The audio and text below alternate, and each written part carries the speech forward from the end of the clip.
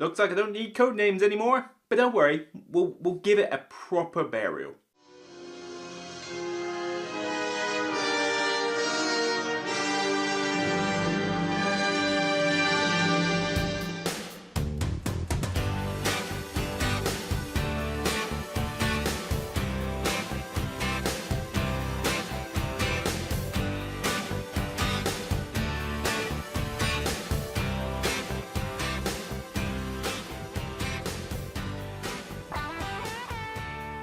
Hey folks, welcome to another Meeple review, and today most of you probably haven't even seen this one or heard of it. It barely even registered on my radar when it was first coming out, and then suddenly it's like, oh yeah, would you mind reviewing a copy of this? And it's like, well, what is it? Decrypto. What? No idea. Never heard of it.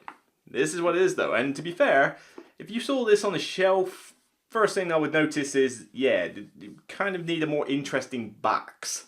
But that's not what this game is. It's not trying to be flashy or anything.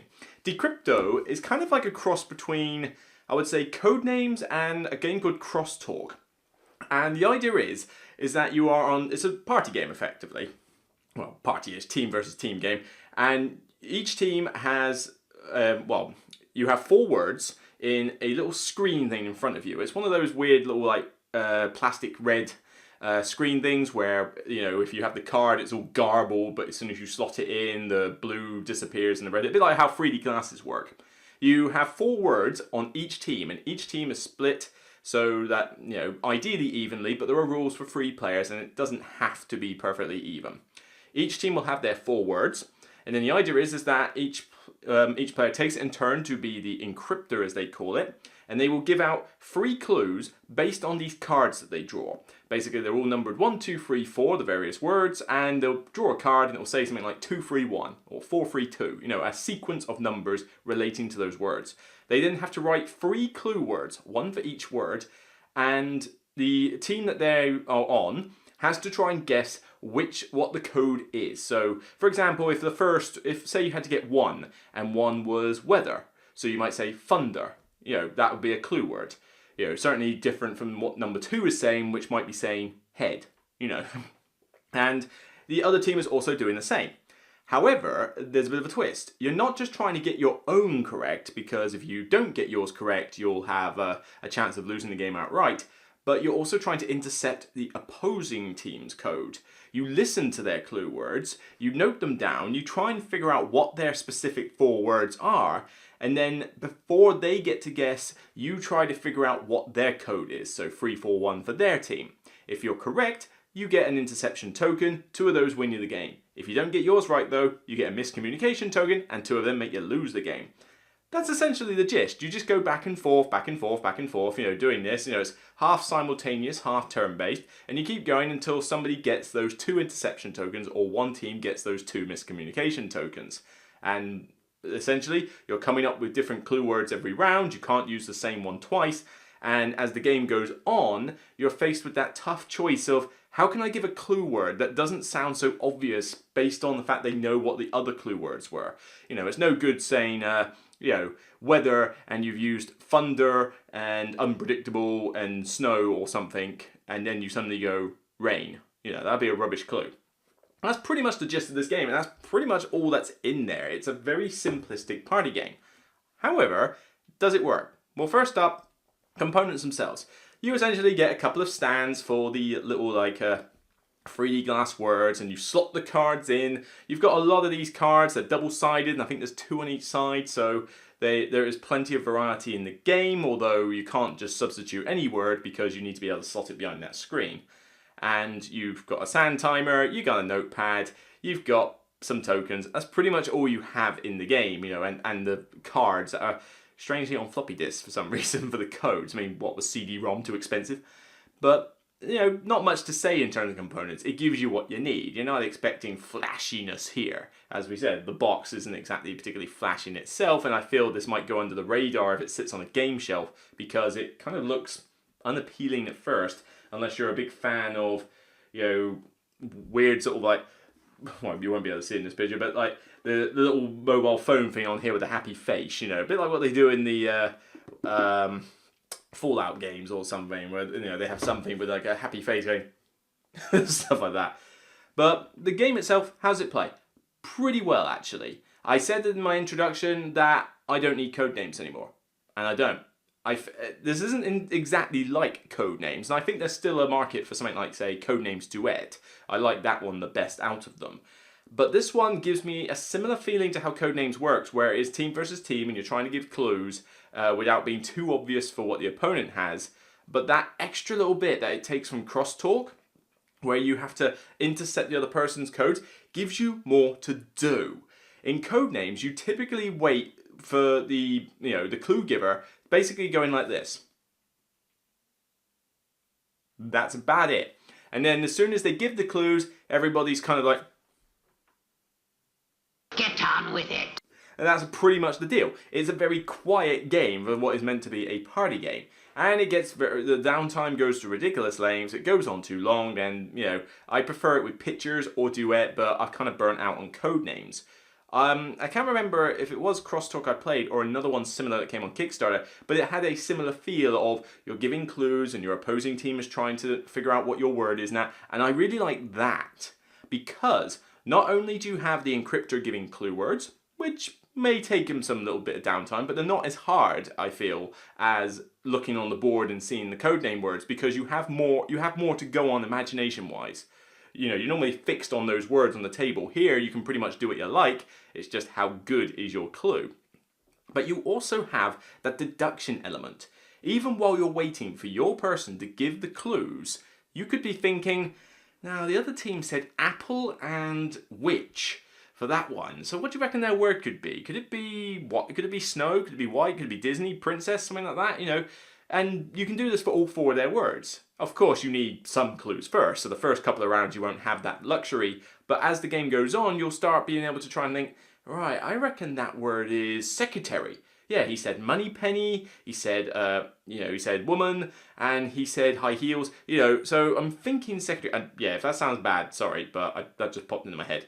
And, you could do that. You could think, right, well, I reckon his word is secretary, which means that when they give the clue words in the future, you start pinpointing which one you think relates to secretary when it pops up. And it's very tense as you go through because you need to be on the board. You can't just dilly-dally. I mean, there's only 8 rounds on the piece of paper to write down, and typically the game could end after like the 8th round, or it could end as soon as the 2nd if people have given really bad clues and the opponents can easily figure out what it is. You can't intercept in the 1st round, so you can't win by fluke. So typically you are still going about, say, 4 rounds at least before you should typically have a winner or a loser. Most games tend to last between 4 and 6, I find, depending on the quality of the clues.